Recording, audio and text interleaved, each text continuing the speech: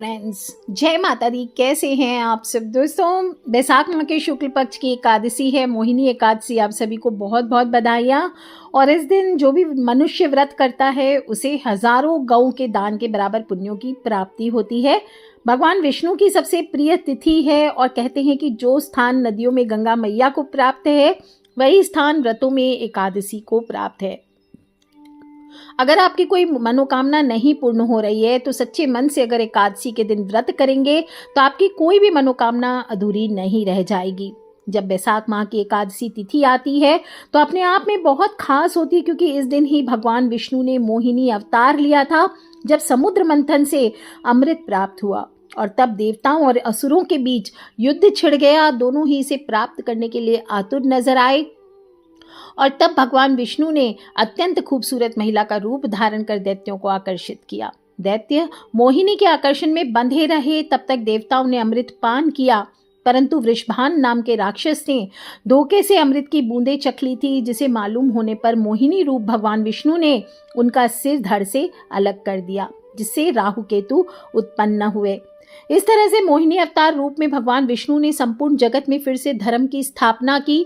और भगवान विष्णु के मोहिनी रूप की एक और चर्चा शिव पुराण में आती है। जब भस्मासुर ने शिव जी से वरदान प्राप्त करके शिव जी को ही भस्म करने गया, तब विष्णु ने मोहिनी रूप लेकर भस्मासुर को स्वयं भस्म करवा दिया।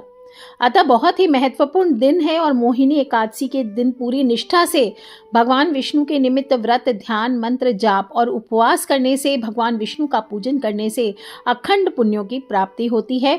आपके द्वारा किए गए पुराने से पुराने पाप नष्ट हो जाते हैं। मनुष्य मोह के बंधनों से छूट जाता है। कहते हैं कि सीता मैया की खोज करते समय श्री राम जी ने इस महाव्रत को किया था। और कुर्म पुराण में ऐसी कथा आती कि श्री युधिष्ठिर महाराज एक बार श्री कृष्ण भगवान से पूछते हैं, हे जनार्दन, बैसाख माह के शुक्ल पक्ष में होने वाली एकादशी का नाम क्या है? इसे विधि पूर्वक मनाने की क्या विधि है? कृपा करके मुझे ये सब बताइए।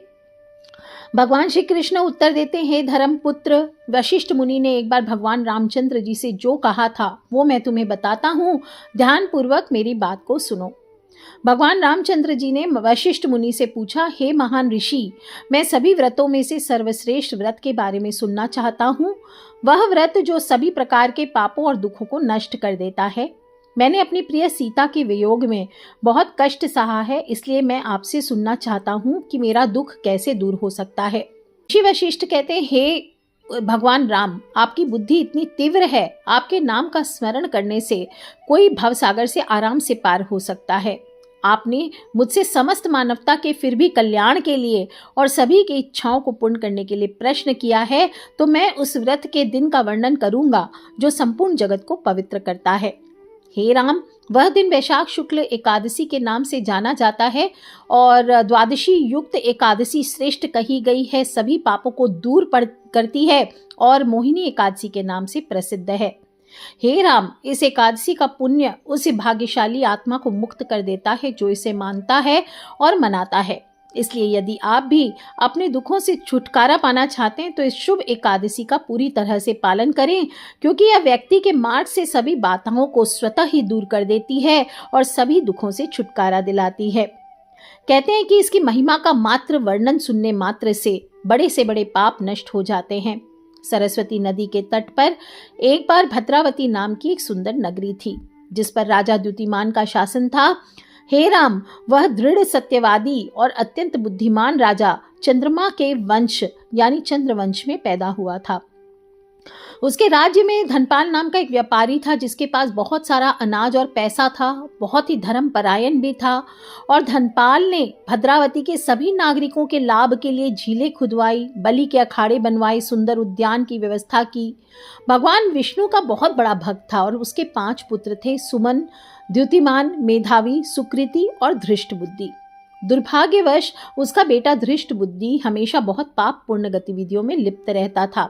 वेश्याओं के साथ सोना, पतित व्यक्तियों की संगति करना, गलत संबंध बनाना, जुआ खेलना, इंद्रियों को संतुष्ट करने के उद्देश्य से कई गलत कर्म का आनंद लेता था।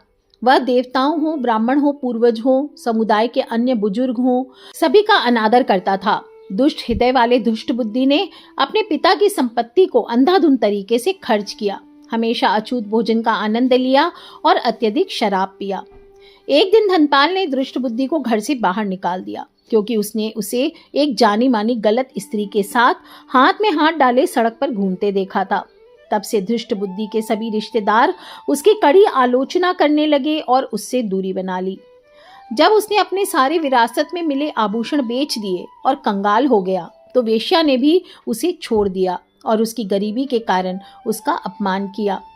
धृष्ट बुद्धि अब चिंता से भर गया और भूखा भी था। उसने सोचा, मुझे क्या करना चाहिए, मुझे कहाँ जाना चाहिए, मैं अपना भरण पोषण कैसे कर सकूंगा। तो उसने चोरी करना प्रारंभ कर दिया। राजा के सिपाहियों ने उसे गिरफ्तार किया, लेकिन जब उन्हें पता चला वह कौन है और उसके पिता प्रसिद्ध धनपाल सेठ हैं, तो उन्होंने उसे छोड़ दिया। इसी तरह वह कई बार पकड़ा गया और रिहा हुआ, लेकिन अंत में अपने अहंकार और दूसरों के प्रति पूर्ण अनादर और उनकी संपत्ति के प्रति बुरे व्यवहार वाले दुष्ट बुद्धि को पकड़ लिया गया, हथकड़ी लगाई गई और फिर पीटा गया। उसे कोड़े मारने के बाद राजा के मार्शलों ने उसे चेतावनी दी, अरे दुष्ट, इस राज्य में तुम्हारे लिए कोई जगह नहीं है। हालांकि धृष्ट बुद्धि को उसके पिता ने सभी चीजों से मुक्त कर दिया था और उसे घर से निकाल दिया, जिसके बाद वह घने जंगल में चला गया। भूखा प्यासा बहुत कष्ट सहता हुआ इधर उधर भटकता रहा। अंत में उसने अपने भोजन के लिए जंगल के जानवर, शेर, हिरण, सुअर, यहाँ तक कि भेड़ियों को भी मारना शुरू कर दिया। उसके हाथ में हमेशा धनुष रहता और कंधे पर बाणों से भरा तरकश रहने लगा। उसने कई पक्षियों को भी मार डाला, चकोर, मोर, कंक, कबूतर। उसने अपने पापमय जीवन को बनाए रखने के लिए बिना किसी हिचकिचाहट के सभी प्रकार के जानवरों का वध किया, जिससे उसके पाप का परिमाण हर दिन बढ़ता चला गया। अपने पिछले पापों के कारण वह महान पाप के एक ऐसे सागर में डूब गया जो इतना बेरहम था कि उसे ऐसा लग रहा था कि वह बाहर निकल ही नहीं सकता है। अतः धृष्ट बुद्धि हमेशा दुखी और चिंतित रहने लगा, और एक दिन जब बैसाख के महीने में कुछ उसके पिछले पुण्य बाकी थे, उनके बल पर वह कौंडिन्य मुनि के आश्रम पहुंच गया। महान ऋषि ने गंगा नदी में स्नान किया था और अभी भी उनके शरीर से पानी टपक रहा था। दृष्ट बुद्धि को महान ऋषि के गीले वस्त्रों से गिर रहे पानी की कुछ बूंदों को छूने का सौभाग्य प्राप्त हुआ। तुरंत दृष्ट बुद्धि का ज्ञान दूर हो गया और उसके पाप कम हो गए, और कौंडिन्य मुनि को अपने विनम्र प्रणाम अर्पित करते हुए दृष्ट बुद्धि ने हाथ जोड़कर उनसे प्रार्थना की, हे महान ब्राह्मण, कृपया मुझे कुछ ऐसे प्रायश्चितों का वर्णन करें जिन्हें मैं बिना अधिक प्रयास के कर सकता हूँ। मैंने अपने जीवन में बहुत सारे पाप किए हैं और इनसे अब मैं बहुत गरीब हो गया हूँ। महान ऋषि ने उत्तर दिया, हे पुत्र, ध्यान पूर्वक सुनो, क्योंकि मेरी बात सुनने से तुम्हारा जीवन बदल जाएगा और तुम अपने सभी शेष पापों से मुक्त हो जाओगे। इसी महीने बैसाख माह के शुक्ल पक्ष की एकादशी आएगी, मोहिनी एकादशी, जिसमें सुमेरु पर्वत के समान विशाल और भारी पापों को भी नष्ट करने की शक्ति है। यदि तुम मेरी सलाह का पालन करो और भगवान हरि को बहुत प्रिय इस एकादशी पर ईमानदारी से व्रत रखो, तो तुम कई कई जन्मों के सभी पापों से मुक्त हो जाओगे। इन वचनों को सुनकर दृष्ट बुद्धि ने बड़ी प्रसन्नता के साथ ऋषि के निर्देश अनुसार मोहिनी एकादशी के व्रत को करने का वचन दिया।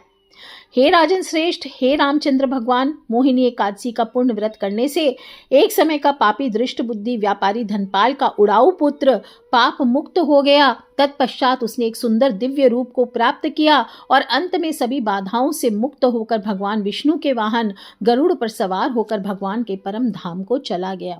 हे रामचंद्र, मोहिनी एकादशी का व्रत भौतिक अस्तित्व के प्रति सबसे गहरे भ्रम को दूर करता है, इसलिए तीनों लोकों में इससे बेहतर कोई व्रत नहीं है। इस प्रकार कुर्म पुराण से वैशाख शुक्ल एकादशी मोहिनी एकादशी की महिमा का वर्णन समाप्त हो जाता है। तो आप भी स्वयं इस कथा का श्रवण जरूर करें। और कहते हैं कि मोहिनी एकादशी पर भगवान विष्णु का विधिवत अगर आप पूजन कर लेते हैं, उपाय करते हैं, व्रत करते हैं, तो निंदित कर्मों से भी छुटकारा मिल जाता है, मोह बंधन से मुक्ति मिलती है और 1000 गौदान के बराबर फल प्राप्त होते हैं। पैसों की कमी दूर होती है, पारिवारिक कलह से मुक्ति मिलती है, रोजगार में वृद्धि होती है। तो बोलिए श्री हरि विष्णु भगवान की जय। एकादशी तिथि का प्रारंभ 7 मई से हो रहा है, सुबह 10:19 से, और समाप्ति होगी 8 मई को दोपहर को 12:29 पर। तो व्रत का पारण 9 मई को करना है, 5:34 से 8:16 तक 8 मई को व्रत रखा जाएगा, और पारण द्वादशी तिथि समाप्त होने के बाद ही करना चाहिए। 2:56 पर आपको पारण का समय है। दशमी के साथ नहीं करनी चाहिए एकादशी, ये वृद्ध एकादशी मानी जाती है। हमेशा द्वादशी युक्त एकादशी करनी चाहिए। वैष्णवों को विशेष इसका फल प्राप्त होता है और त्रयोदशी आने से पहले पारण कर लेना चाहिए। एकादशी व्रत करने की इच्छा रखने वाले मनुष्य को दशमी के दिन से ही नियमों का पालन करना चाहिए। मांस, मदिरा, प्याज, लहसुन आदि का सेवन ना करें। रात को पूर्ण ब्रह्मचर्य का पालन करते हुए, भोग विलास से दूर रहते हुए, भगवान विष्णु का ध्यान करते हुए ओम नमो भगवते वासुदेवाय, ओम नमो भगवते वासुदेवाय का जाप करते हुए सोना चाहिए। एकादशी के दिन सुबह जल्दी उठें, हथेलियों के दर्शन करें, धरती माँ को प्रणाम करें, घर के मुख्य द्वार की साफ सफाई करके हल्दी के जल का छिड़काव करें, तोरण सजाएं, रंगोली लगाएं। इस दिन लकड़ी का दातुन ना करें। नींबू, जामुन, आम के पत्ते लेकर चबा लेना चाहिए। उंगली से कंठ साफ कर सकते हैं। इस दिन वृक्ष से पत्ते ना तोड़ें और कोई भी अगर स्वयं गिरा हुआ पत्ता हो तो वो लेकर सेवन करना चाहिए। और यदि संभव ना हो तो पानी से 12 बार कुल्ला कर लीजिए। इसके बाद स्नान करें। सुंदर हल्के वस्त्र लाल, पीले, गुलाबी, हरे धारण करें। नीले काले वस्त्र इस दिन धारण ना करें। 1 लोटा जल सूरज भगवान को अर्पित करें। ओम सूर्याय नमः, ओम आदित्याय नमः, ओम भास्कराय नमः। इसके बाद दक्षिणमुखी हो जाइए और उसी लोटे में एक जल और भर लीजिए और पितृ के निमित्त अर्पित कीजिए। बोले ओम सर्वेभ्यो पितृभ्यो नमो नमः। इस प्रकार से आपको पितृ को जल देने के बाद अपने घर के मंदिर पे आ जाइए, वहाँ साफ सफाई कर लीजिए। फिर भगवान श्री हरि की प्रतिमा हो, फोटो हो, उसके सामने या लड्डू गोपाल हो या जो भी कृष्ण भगवान आदि हो, उनके सामने थोड़ा सा हाथ में तिल, कुश, मुद्रा और जल लेकर प्रभु के सामने संकल्प करें कि आज मैं चोर, पाखंडी, दुराचारी मनुष्यों से बात नहीं करूंगा, ना ही किसी का दिल दुखाऊंगा। रात्रि को जागरण कर कीर्तन करूंगा। ओम नमो भगवते वासुदेवाय इस द्वादश अक्षर मंत्र का जाप करूंगा। राम, कृष्ण, नारायण आदि विष्णु के सहस्त्र नाम को कंठ का भूषण बनाऊंगा और भगवान विष्णु का स्मरण कर प्रार्थना करें, हे त्रिलोकीनाथ, मेरी लाज आपके हाथ, मुझे इस प्रण को पूर्ण करने की शक्ति प्रदान करें।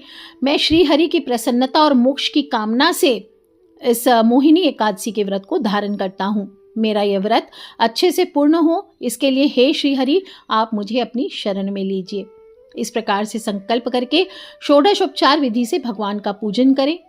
घर के ईशान कोण में यानी north east corner of the house में एक चौकी पर पीला कपड़ा लगा लीजिए, पीतल का कलश रख लीजिए, उसमें जल भर लीजिए और उसके ऊपर पीपल के या अशोक के 11 पत्ते रख करके उसके ऊपर एक प्लेट पर थोड़े से आप अनाज भर के श्री राम भगवान, श्री हरि विष्णु का, अगर छोटी मूर्ति हो तो वो, नहीं तो भगवान का चित्र स्थापित कर आप विधिवत पूजन करें। अगर आपके पास दक्षिणावर्ती शंख है तो उससे भगवान विष्णु को शुद्ध गंगा जल या पंचामृत से अभिषेक करवाइए और पंचामृत से स्नान कराने के बाद फिर शुद्ध जल से अभिषेक कराएं। और इस प्रकार से आप चाहें तो शंख में जल भर के, आज के दिन मोहिनी शंख यानी दक्षिणावर्ती शंख में जल भर के उसमें थोड़ी सी केसर डाल के भगवान विष्णु का अभिषेक करना चाहिए। बोलना चाहिए ओम वासुदेवाय, बोलना चाहिए ओम वासुदेवाय मोहिनी स्वरूपाय नमः, ओम वासुदेवाय मोहिनी स्वरूपाय नमः, ओम वासुदेवाय मोहिनी स्वरूपाय नमः। इस प्रकार से बोलते हुए जाप करना चाहिए और इससे आपको लाभ मिलता है, कार्यों में सफलता मिलती है, अटके हुए कार्य पूर्ण होते हैं।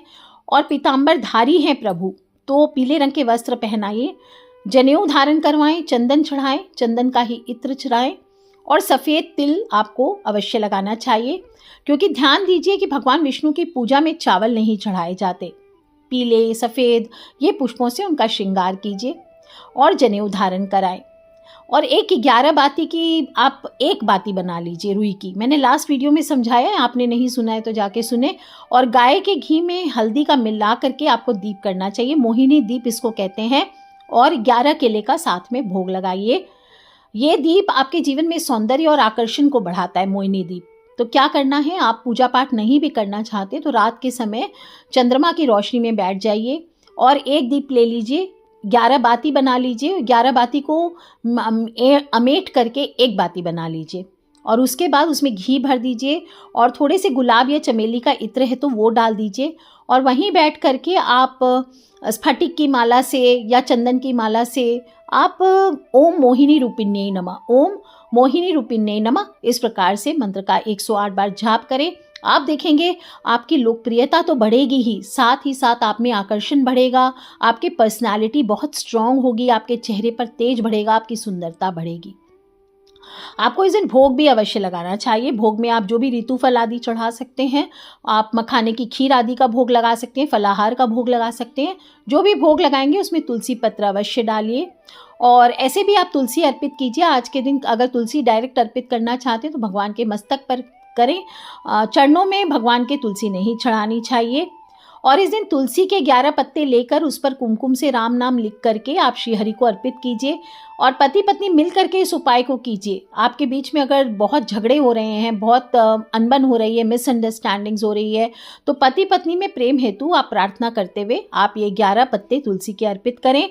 इससे संबंधों में भी मिठास आएगी, वाणी में माधुर्य बढ़ेगा। और तुलसी चढ़ाने के बाद चंदन से धूप कीजिए, ऋतुफल चढ़ाइए, साबूदाने का खीर के भोग लगाइए। अगर जीवन में बहुत सारी बाधाएं आ रही है या बार बार बाधाएं आ रही है, अमंगल होता है, बुराइयां आ रही है, दरिद्रता जीवन में घर कर चुकी है, तो इन सभी कष्टों का और बुराइयों के नाश हेतु भगवान श्री हरि विष्णु या उनके कोई भी स्वरूप को आज के दिन एक केले का पत्ता रख दीजिए। देखिए सारी मनोकामना पूर्ण ना हो जाए तो बोले बाद में उस केले के पत्ते पर थोड़े से आप अन्न रख करके या थोड़ा एक रोटी आदि रख करके गौ माता को खिला दीजिए। मोहिनी एकादशी है और इस दिन जो भी आप उपाय करते हैं यह आपकी आकर्षण शक्ति को बढ़ाता है, आपके सौंदर्य को बढ़ाता है, आपकी मानसिक स्पष्टता को बढ़ाता है, आपके अंदर वशीकरण ऊर्जा को बढ़ाता है। पूरी श्रद्धा और सात्विकता से अगर आप उपाय करते हैं आज के दिन तो चमत्कारिक परिणाम देता है।